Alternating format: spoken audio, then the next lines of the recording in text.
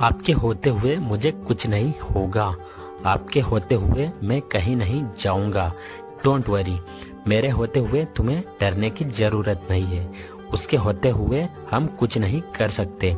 कुछ ऐसे सेंटेंसेस भी होते हैं हमारी डेली लाइफ में जिनमें हमें बोलना होता है आपके होते हुए, तुम्हारे होते हुए, मेरे होते हुए, उसके होते हुए, मेरे भाई के होते हुए।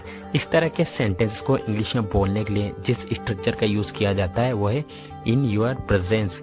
मैंने समझाने के लिए योर लिखा है, लेकिन आप योर को चेंज भी कर सकते हैं गाइस। जिसके होने की बात कर रहे हैं उसके अकॉर्डिंग, जैसे कि my, his, there, are, it is या नेम। किसी का नेम भी हो सकता है। कुल मिलाकर यहाँ उनका जिक्र किया जाएगा जिनके होने की बात हो रही है। तो चलिए आइए इसको यूज करने का कंप्लीट रूल जान लेते हैं। सबसे पहले बोला जाएगा इन योर प्रेजेंस, उसके बाद में कंप्लीट सेंटेंस। यहाँ पे कंप्लीट सेंटेंस किसी भी टेंस में हो सकता है, ये आपके ऊपर डिपेंड करता है कि आपको कहना क्या है। अगर आप चाहो तो पहले कंप्लीट सेंटेंस लिख सकते हो, उसके बाद में इन योर प्रेजेंस। तो चलिए यहाँ पे कुछ एग्जांपल्स लेते हैं गाइस, ताकि इसे और बेटर तरीके से सीख सके। मेरे होते हुए तुम्हें कुछ नहीं होगा। In my presence nothing will happen to you. मेरे होते हुए किसी से डरने की जरूरत नहीं है। In my presence you don't need to afraid of anyone. आपके होते हुए कहाँ जाऊं?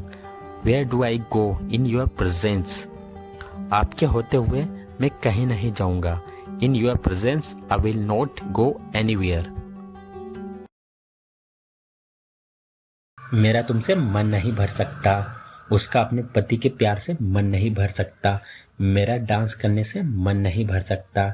यह केक बहुत टेस्टी है। मेरा इससे मन नहीं भर सकता। तो गैस इस तरह के सेंटेंसेस जो कि अक्सर हमें हमारी डे टू डे लाइफ में न जाने कितनी बार हमें बोलने होते हैं। आई एम श्योर आप लोगों ने भी इस तरह के सेंटेंसेस अपनी डेली लाइफ में कभी न कभी जरूर बोले होंगे और सुने भी होंगे। सो डोंट वरी गैस, आज की इस वीडियो में हम लोग सीखने वाले हैं कि इस तरह के सभी सेंटेंसेस को इंग्लिश में कैसे बोला जाता है। तो गैस इसके लिए हम इंग्लिश में जो फ्रेज यूज करते हुए कांट गेट इनफ ऑफ, जिसका हिंदी मीनिंग होता है मन नहीं भरता या फिर जी नहीं भरता। तो गैस जब हम कोई चीज बहुत पसंद करते हैं या उसे एंजॉय करना पसंद हो और हमें बोलना हो उस चीज से हमारा मन नहीं भर सकता, या बोलना हो जी नहीं भर सकता, तब हम इस केस में कांट गेट इनफ का यूज करते। मतलब यह बोलना चाहते हैं कि वह चीज इतनी अच्छी है कि हम उस चीज को पसंद करना स्टॉप नहीं कर सकते। हमारा उससे मन नहीं भर सकता या फिर जी नहीं भर सकता। वह चीज कुछ भी हो सकती है, जैसे कोई इंसान हो सकता है, खाने की चीज हो सकती है, या फिर कोई मतलब किसी का प्यार हो सकता है, पढ़ाई हो सकती है, या फिर कोई और काम। तो आइए गाइस इसको यूज करने का कंप्लीट रूल जान लेते हैं। तो सबसे पहले बोला जाता है सब्जेक्ट, उसके बाद में can't get enough of noun oblique verb में आईएनजी अगर वर्ब है तो आइए कुछ एग्जांपल्स लेते हैं ताकि इसे और बेटर तरीके से सीख सके। मेरा तुमसे मन नहीं भर सकता। I can't get enough of you. I can't get enough of you. उसका अपने पति के प्यार से मन नहीं भर सकता। She can't get enough of her husband's love. She can't get enough of her husband's love. मेरा डांस करने से मन नहीं भर सकता। I can't get enough of dancing. I can't get enough of dancing. यह केक बहुत टेस्टी है। मेरा इसे मन नहीं भर सकता। This cake is very tasty. I can't get enough of this. देखते हैं क्या होता है। देखते हैं कितना प्यार करते हो तुम मुझसे। देखते हैं कब तक रूठे रहोगे तुम। देखते हैं वो आता है या नहीं। तो बस अक्सर इस तरह के सेंटेंसेस जो कि हमें हमारी डेली लाइफ में बोलने होते हैं। आई एम श्योर आप लोगों ने भी इस तरह के सेंटेंसेस अपनी डे टू डे लाइफ में कभी न कभी जरूर बोले होंगे और सुने भी होंगे। सो डोंट वरी गाइस, आज की इस वीडियो में हम लोग सीखने वाले हैं कि इस तरह के सभी सेंटेंसेस को इंग्लिश में कैसे बोला जाता है। तो बस इस तरह के सभी सेंटेंसेस को इंग्लिश में बोलने के लिए लेट्स सी का यूज़ किया जाता है, जिसका हिंदी मीनिंग होता है देखता हूँ, देखती हूँ, देखते हैं, या फिर हम भी तो देखें। तो गाइस चलिए इसको यूज़ करने का कंप्लीट रूल जान लेते हैं। तो सबसे पहले बोला जाता है let's see plus complete sentence जो भी आपको बोलना है जिस टेंस में भी सेंटेंसेस होगा। तो आइए कुछ एग्जांपल्स लेते हैं ताकि इसे और बेटर तरीके से सीखते हैं। देखते हैं क्या होता है, या फिर चलो देखते हैं क्या होता है, या फिर हम भी तो देखें क्या होता है। देखता हूँ क्या होता है। Let's see what happens. Let's see what happens. तो गैस एक बात यहाँ पे आप लोगों को क्लियर करना चाहूँगा, आप इसके एग्जैक्ट मीनिंग पर न जाए बल्कि साइंस को समझे। हर जगह एग्जैक्ट मीनिंग काम नहीं करता, कहीं जगह पर सेंस भी देखा जाता है। देखते हैं कितना प्यार करते हो तुम मुझसे, हम भी तो देखें कितना प्यार करते हो तुम मुझसे। Let's see how much you love me. Let's see how much you love me. देखते हैं कब तक रूठे रहोगे तुम, या फिर हम भी तो देखें कब तक रूठे रहोगे तुम। Let's see how long you will be angry. Let's see how long you will be angry. देखते हैं वो आता है या नहीं, या फिर हम भी तो देखें वो आता है या नहीं। Let's see whether he comes or not. Let's see whether he comes or not. देखते हैं कितने अमीर हो तुम, या फिर हम भी तो देखें कितने अमीर हो तुम। Let's see how rich you are. Let's see how rich you are.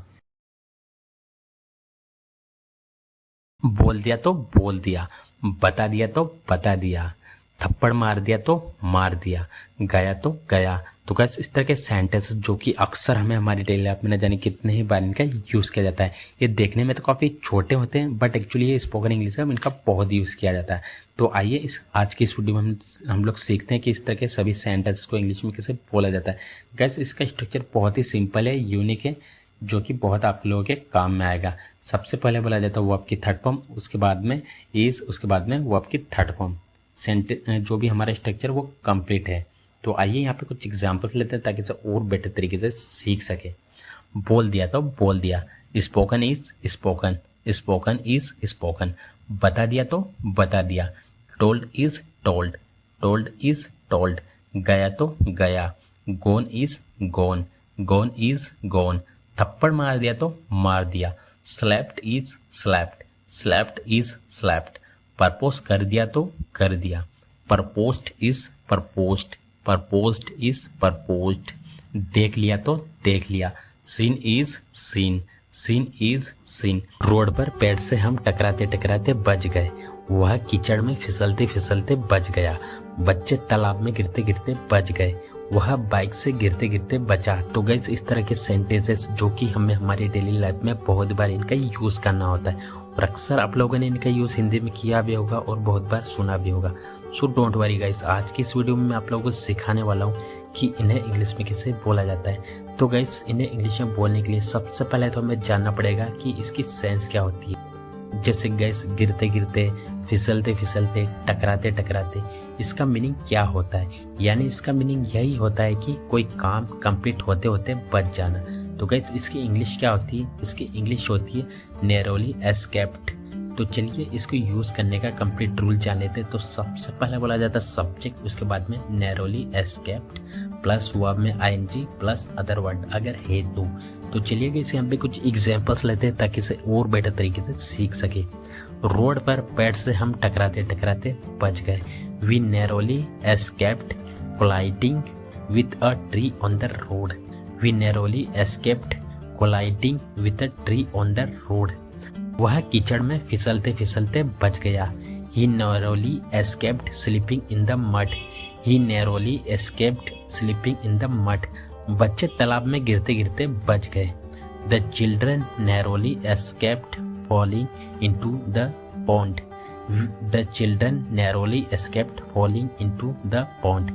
वह बाइक से गिरते गिरते बचा, he narrowly escaped falling off the bike, he narrowly escaped falling off the bike. हम उससे बात करना जरूरी नहीं समझते, क्या तुमने मुझे कॉल करना जरूरी नहीं समझा? उसने उनके सवालों का जवाब देना जरूरी नहीं समझा, मैं तुम्हें बताना जरूरी नहीं समझता। तो गाइस इस तरह के सेंटेंसेस जो कि हमें हमारी डेली लाइफ में बहुत बार इनका यूज करना होता है, और अक्सर आप लोगों ने इनका यूज न जाने कितनी ही बार किया होगा और सुना भी होगा।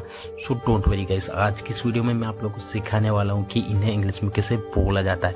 तो इन्हें इंग्लिश में बोलने के लिए जिस स्ट्रक्चर का यूज किया जाता है वो है, सबसे पहले बोला जाता है सब्जेक्ट, उसके बाद में डू या फिर डस और did plus note consider it necessary plus two verb की फर्स्ट फॉर्म प्लस ऑब्जेक्ट। एक और बात यहाँ पे क्लियर करना चाहूंगा गाइस, जो डू है वो प्लूरल सब्जेक्ट के साथ में यूज किया जाएगा, जैसे कि आई, वी, यू, दे। जो डज देख पा रहे हो वो सिंगुलर सब्जेक्ट के साथ में यूज होगा, जैसा ही, सी, it, name.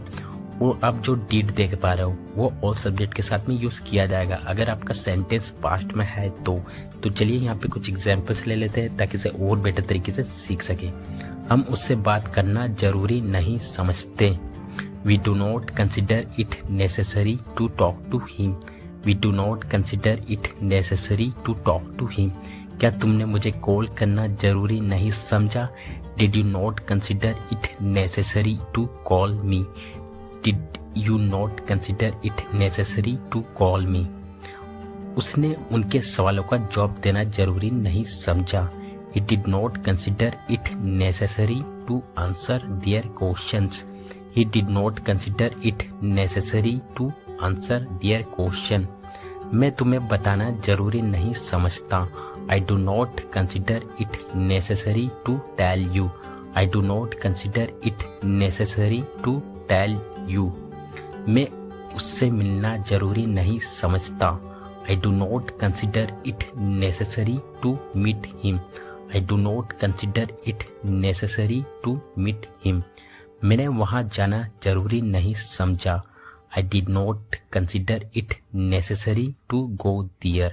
I did not consider it necessary to go there. ऐसा प्यार तुम्हें ही मुबारक हो, मेरे बस का नहीं। ऐसी पढ़ाई तुम्हें ही मुबारक हो, यह काम तुम्हें ही मुबारक हो, मैं नहीं कर सकता इसे। ऐसा रिश्ता तुम्हें ही मुबारक हो। तो गाइस, इस तरह के सेंटेंसेस जो कि हमें हमारी डेली लाइफ में बहुत बार इनका यूज करना होता है और अक्सर आप लोगों ने इनका यूज हिंदी में बहुत बार किया भी होगा और सुना भी होगा। सो डोंट वरी गाइस, आज की इस वीडियो में मैं आप लोगों को सिखाने वाला हूँ कि इन्हें इंग्लिश में कैसे बोला जाता है। तो गाइस, इन्हें इंग्लिश में बोलने के लिए हम जिस फ्रेज का यूज करते हैं वो है गुड लक। गुड लक का यूज किसी को मुबारक करने में, मतलब विश करने के सेंस में किया जाता है। तो आइए इसको यूज करने का कंप्लीट टूल जान लेते हैं। तो सबसे पहले बोला जाता है गुड लक, उसके बाद में सब्जेक्ट, सब्जेक्ट के बाद में बोला जाता है टू यू ओनली। तो आइए गाइस यहाँ पे कुछ एग्जांपल्स लेते हैं ताकि इसे और बेटर तरीके से सीख सके।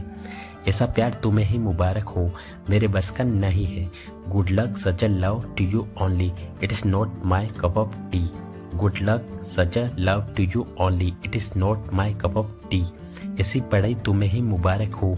Good luck such a study to you only. Good luck such a study to you only. यह काम तुम्हें ही मुबारक हो, मैं नहीं कर सकता इसे।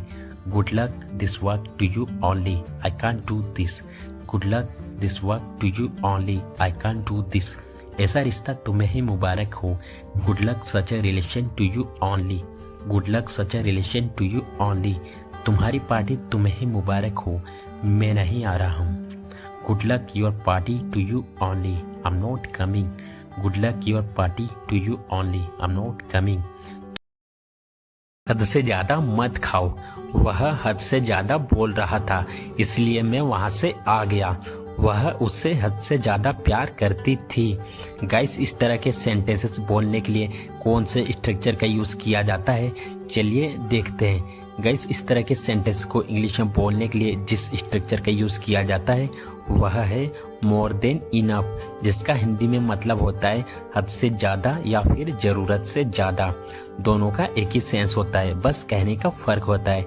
तो चलिए इसको यूज करने का कंप्लीट रूल जान लेते हैं। सबसे पहले लिखेंगे कंप्लीट सेंटेंस, जो कि किसी भी टेंस में हो सकता है, या आपके ऊपर डिपेंड करता है कि आपको कहना क्या है। फिर उसके बाद लिखेंगे मोर देन इनफ।